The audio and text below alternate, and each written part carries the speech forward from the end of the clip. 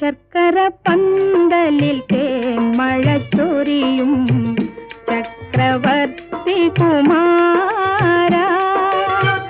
നിൻ മനോരാജ്യത്തെ രാജകുമാരിയായി